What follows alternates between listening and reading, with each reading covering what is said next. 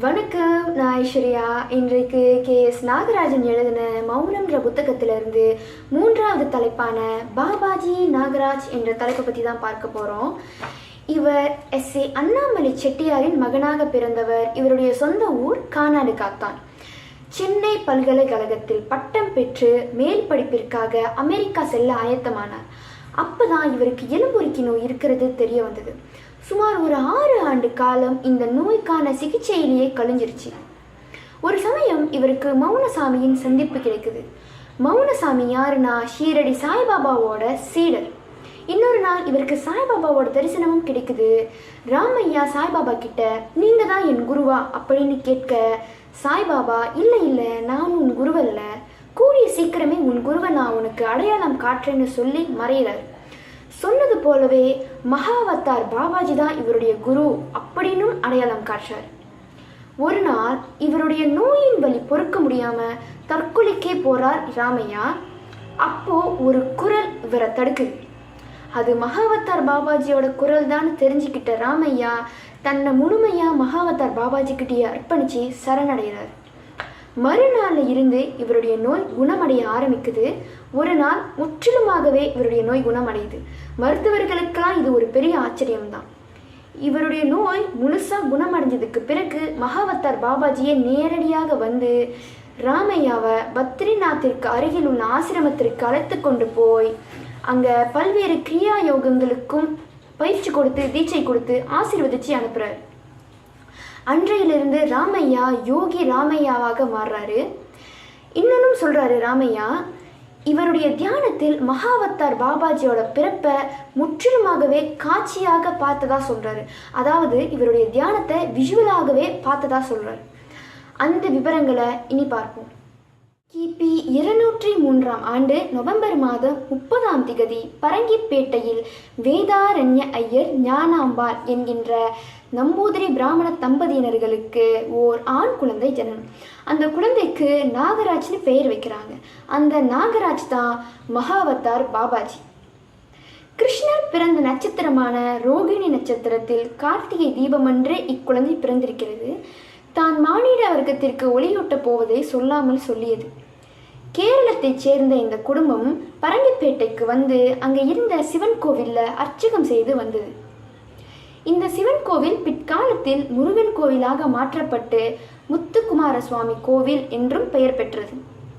ஒரு நாள் இந்த சிவன் கோவிலில் ஒரு திருவிழா நடக்குது. அந்த சிவன் கோவிலில் நடந்த திருவிழாவில் 5 வயதான நாகராஜ் பட்டாணி இனத்தைச் சேர்ந்த ஒருவனால் கல்கத்தாவிற்கு கடத்தி செல்லப்படுறார். கல்கத்தாவில் இருந்த ஒரு வேத விற்பனர், அவருடைய பெயர் ராமானந்தர், சிறிய 5 வயதான நாகராஜ் முகத்தில் இருக்கிற தேஜஸை பார்த்து சிறிது பணம் கொடுத்து மீட்டுக்கிறார். சிறிய வயதிலேயே சாதுக்களுடன் பழகும் வாய்ப்பை பெற்ற நாகராஜ் காசிக்கு சென்று வேதம் பயில்கிறார்.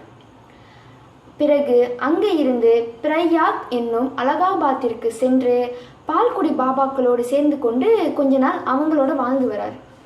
இவருடைய 11வது வயதில் இவர்களோடு கதிர்காமம் சென்று சித்தர் போகநாதரை பார்க்குறாரு.